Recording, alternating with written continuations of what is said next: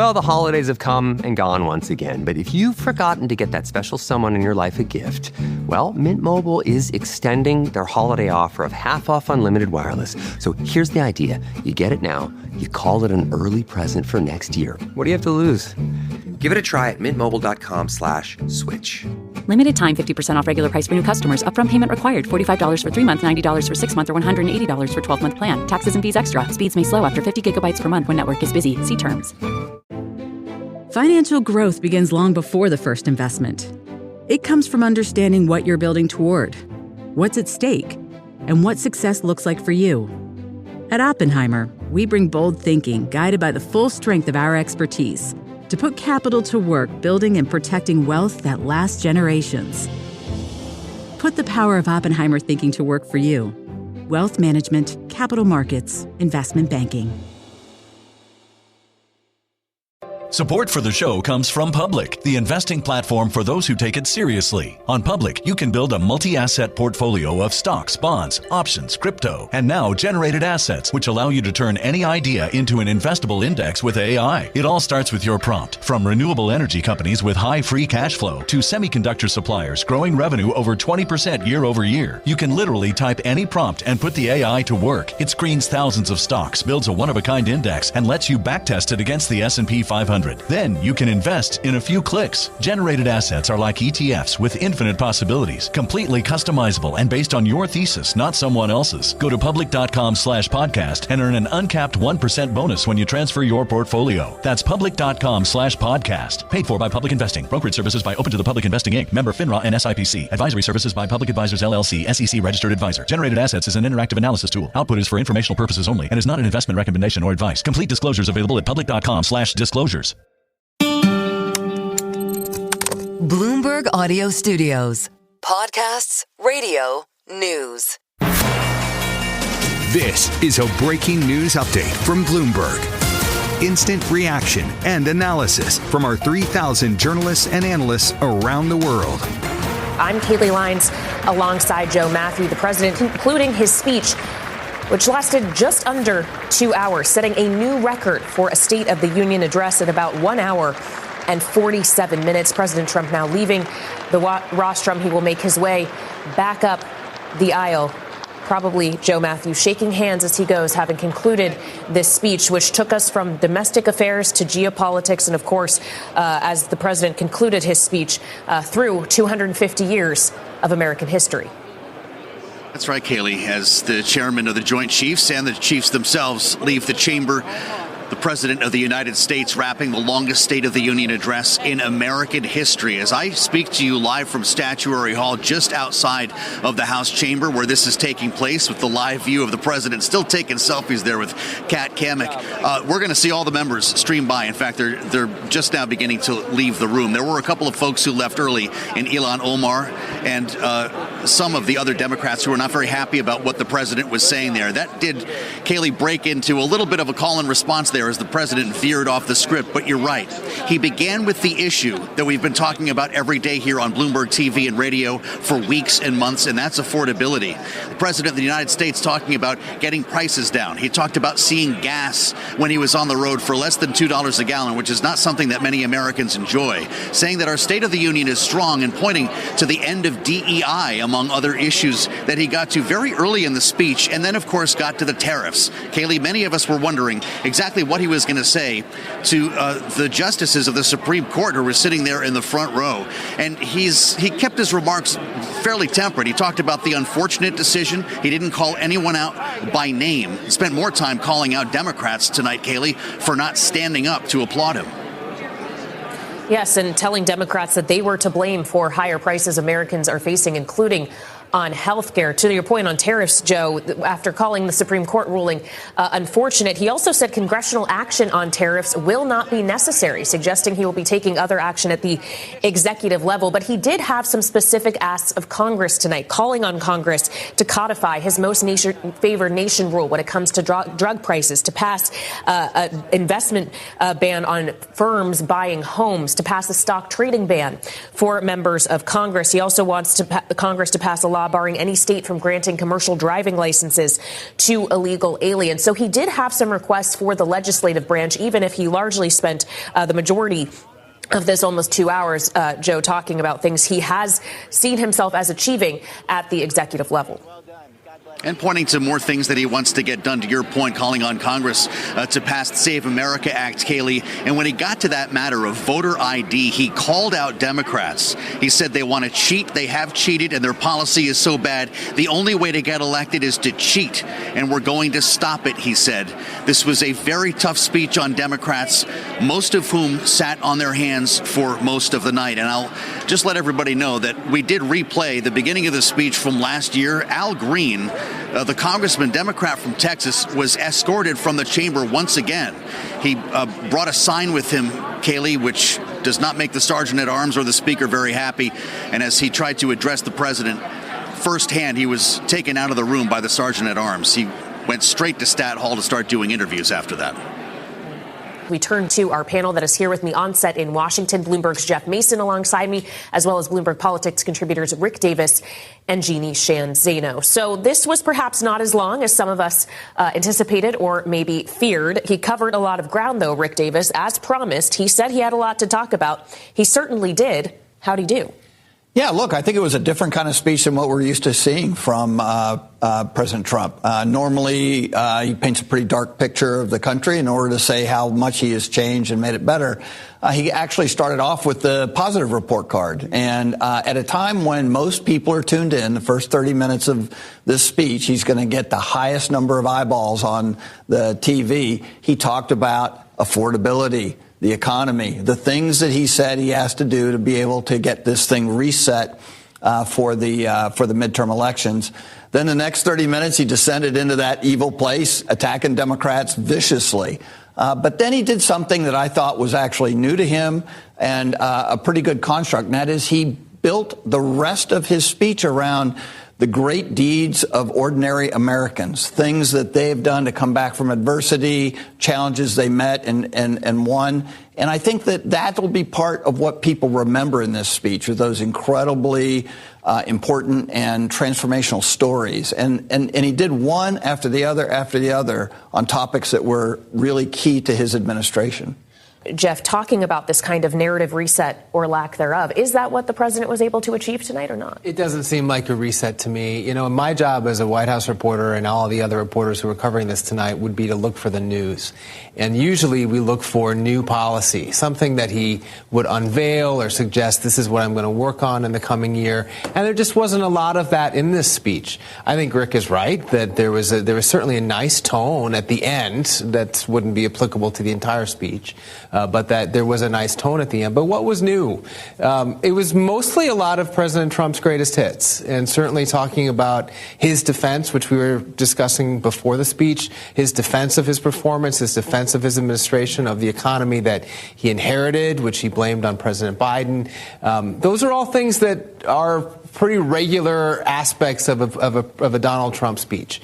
There weren't at least a lot of major new policies with regard to the economy, with regard to affordability, even though, again, he did address it and he touched on it. But he didn't offer a vision for how it's going to go forward.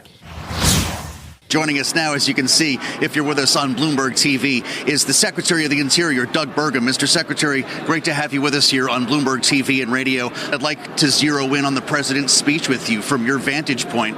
Record length and a lot to talk about. What did he propose for the year ahead that's important to your agency? Well, let's just start at the top line. This is incredibly courageous, forward-looking talk and celebrating our 250th anniversary as a country, going literally back to our founding. And then tonight, who would have known when you're coming to hear the speech, you're going to get an opportunity to be present for the Medal of Honor being delivered twice. One for heroics from a warrior from World War II and Korea War, who's 100 years old, and then someone who just weeks ago was courageously led the charge charge as one of our helicopter pilots when they were arresting Maduro. So it spanned the whole 250 years. Yep. But again, I would just say two takeaways: peace around the world, prosperity for Americans, affordability. President Trump's policies turning this country around in the last 12 months. A lot of focus on energy as we expected this evening, as he reminded drill baby drill, but also talked about what he would like to see, the ability of the big tech companies, the hyperscalers, having the opportunity to bring in their own power plants to put aside their data centers, essentially off the grid. Is that something that the Interior Department is in the process of unlocking? Well, absolutely. Through the National Energy Dominance Council that runs out of the White House, that President Trump has asked Secretary Chris Wright and I to lead, Secretary of Energy. We're working hard to make sure that we can do this, have this behind-the-meter capability, BYOP, bring your own power, because we need power. This is about energy addition. There is no energy transition. President Trump understands that we've got to have energy abundance. We've got to be able to sell energy to our friends and allies, including those that have been dependent on our adversaries. I mean, if you're getting energy from Iran or Russia and they're funding terrorism or wars, I mean, we can stop wars and stop terrorism by having energy abundance from the U.S., but enough abundance that we can keep prices for energy here at home low, even with the demand increase, so that we can win the AI arms race against China, which part of that race is who can generate the most electricity, because this is the first time in history you can take a kilowatt of electricity and turn it into intelligence. President Trump understands that. His policy is going to work for both winning the AI arms race and for keeping electricity affordable for Americans. Wait, there's so much there. Do you worry about some of the concern that people have expressed about data centers, the NIMBY concerns, the worry about their electricity bills rising? Is this plan the way around that? Absolutely, because if it's off the grid, it's not putting any burden on the grid itself, and it's not putting any pressure on ratepayers. Matter of fact, in North Dakota, when I was still governor there just 15 months ago, we were completing a $1.2 billion data center, and the electricity rates were going to go down for all the people there, because you're spreading the cost across a big industrial buyer in a rural area. So there are ways where you can add capability, add a big power user like that. And if you do it in the right way, it actually brings power down. So it's only people that would be opposed to for other reasons, including the climate extremists, would come up with a story that says that artificial intelligence is going to raise your rates automatically. That's only with the wrong policies. With the right policies, they'll stay the same or go down. Really interesting. The audience is deeply concerned about the future of that AI race, what it means for this country. The president said a bit about that this evening, but clearly it's one of many priorities that he's pursuing in this new year. What's the most important way to win that AI race, even as the markets start to question some of the spending that we're seeing from these massive companies? They're the size of countries, Mr. Secretary. Yes, well, but again, this is we're in recovering new territory, and we're going to see incredible capital flows around the world, and those capital flows, record capital flows, are going to go to places that have ample, affordable, reliable, and secure power, and that's going to be countries, and it's going to be states within those countries, within Europe. It may be certain countries as opposed to all of the EU. Secretary Chris Wright and I today met with 21 energy ministers from Central and Eastern Europe. Again, the race is on.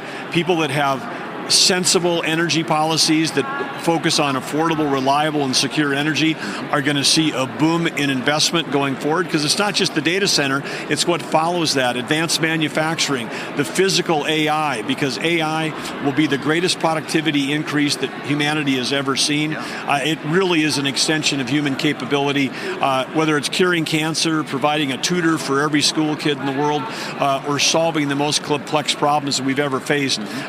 This is something that we need, and America and the free world needs to make sure that we're competitive in this AI arms race, and the way we do that is generate more power. Energy addition, there is no such thing as energy transition if you're shutting down 7x24 secure baseload and adding intermittent, unreliable, foreign-sourced energy. That's energy fantasy. President Trump's focused on energy reality.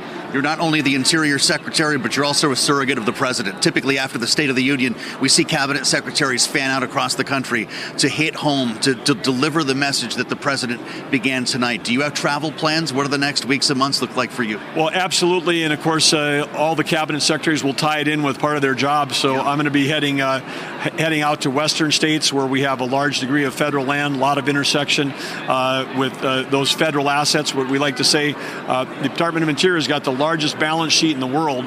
500 million acres of land, 700 million acres of subsurface rich with minerals, 3 billion acres of offshore from American Samoa to the U.S. Virgin Islands, Gulf of America, which represents a huge energy component mix for our country.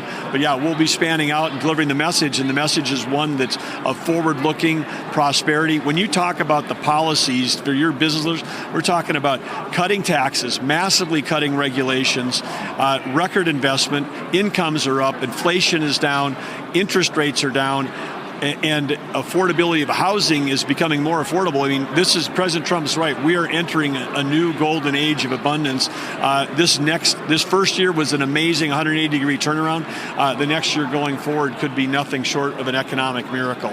We'll be watching for you here in Washington and on the campaign trail throughout the midterms. Mr. Secretary, thanks for joining us once again on Bloomberg TV Joe, and radio. Thank you for being here. Absolutely. And thanks for being in front of this great statue of one of the great North Dakota. We worked that out for you on the North Dakota statue here in Stat Hall. Kaylee, I'll send it back to you in the Bureau.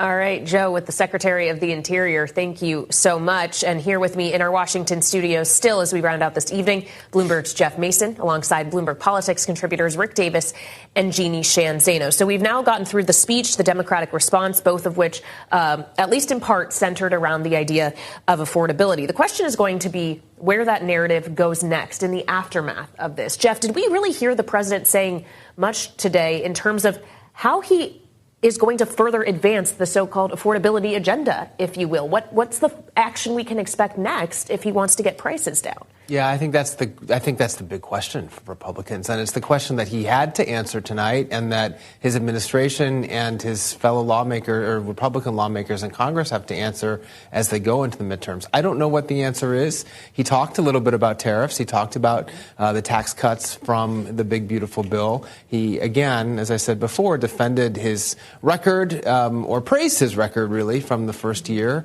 as something worth running on, but he didn't come out and say, this is part two. This is my next sort of goal for working on affordability going forward. He talked a little bit about health care, but otherwise not a whole long list of policy ideas for the next several months. Well, and health care was one of the areas, Rick, in which he was making a specific ask to Congress, codify my most favored nation rule. He also asked them to ban investment firms from buying homes in an effort to obviously address the housing and supply issue we have in this country. But given that it is an election year, the midterms are getting closer with every day that passes, are we actually going to see legislation in that regard or any others? Yeah, I don't think there's really going to be an appetite in Congress to spend a lot of time legislating.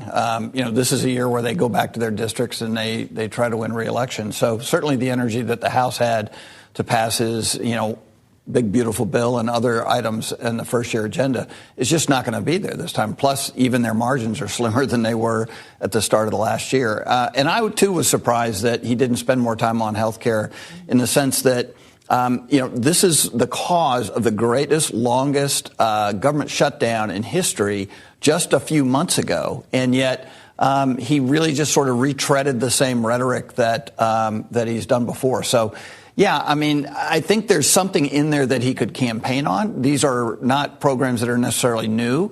But if he actually stuck with it and talked about these housing issues, talked about some of the drug pricing activity, talked a little bit about, what's going on with health care, and, of course, really dug in on some of these affordability issues, that could actually be a platform to go forward. I don't think it's so much he needed something new today, but, can he actually sustain the rhetoric that he gave to the American people tonight longer than one night? Well, that is the question, and not just, of course, his remarks on the economy, but on what is supposed to be his other strongest issue, Jeannie, which is immigration. Knowing he delivered this speech with the Department of Homeland Security still shut down, calling for Democrats to fund it, yes, but did you sense a president that is any closer to reaching some kind of compromise with Democrats on reforms to ICE and in immigration enforcement? No, and this was another area I was surprised by, because the president seemed to double down. He talked a lot about the border, and then he consistently kept talking about the fact that the immigrants are criminals, something that we know is not true, and the people they are deporting are criminals. Even his own government says that is 7 to 14% of the people deported, and it doesn't work for him in any way. It is not true, and it doesn't address the problems that Democrats have raised, or the problems, quite frankly, the American public have raised. And the Democrats would like nothing more than to keep talking about this. It's the first time, and I know that Rick knows this issue so well, that Democrats, probably in decades, have been on the popular right side of immigration. They are thrilled and they want to stay there. So he did them a favor. I also thought it was interesting how Governor Spanberger addressed both that issue and the economy. I think it's probably a little bit of a playbook for how Democrats are going to address these issues in the coming months. She asked, is the president working for you? Is the president helping on affordability? She didn't name check the two people who were killed in Minneapolis, but she mentioned that ICE agents had killed Americans on the streets of the United States. Those are pretty salient points that she made in a much shorter speech that I imagine we'll be hearing Democrats repeating in the coming months. And we just have less than a minute left, Jeff, but the president did touch on Iran this evening, saying he would prefer diplomacy, but saying he will never allow the world's #1 sponsor of terror to have a nuclear weapon. By the time this week is out, could we very well have see the president decide that diplomacy will not work? It's hard to say. I mean, this is a decision that we've been looking for and waiting for some time now. He talked about it, as you said, but he didn't really give an indication of the direction that he's going. Saying that he wants diplomacy is something that he has said before. So we'll see if they are able to come up with a deal. Talks in Geneva on Thursday. Meantime, it's almost Wednesday here in the United States. As we round out the State of the Union evening, we're approaching midnight. Bloomberg's Jeff Mason and Bloomberg Politics contributors Rick Davis and Jeannie Shanzana with us throughout the coverage this evening. We so appreciate you joining us, and we thank you for joining us on this special coverage of President Trump's State of the Union. I'm Kaylee Lyons alongside Joe Matthew.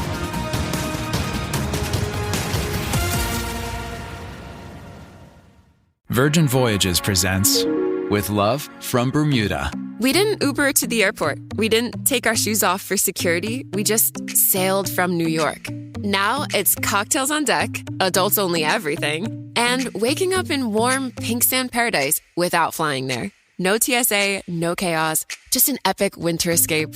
Award-winning kid-free cruises from Virgin Voyages, now sailing from New York to Bermuda and beyond. Explore sailings at virginvoyages.com. Pro drivers live for race day, but for small business owners, every day is race day. That's why going pro with Lenovo Pro matters. One-on-one advice, IT solutions, and customized hardware powered by Intel Core Ultra processors keep your business on the right track. Business goes pro with Lenovo Pro. Sign up for free at lenovo.com/pro. Lenovo.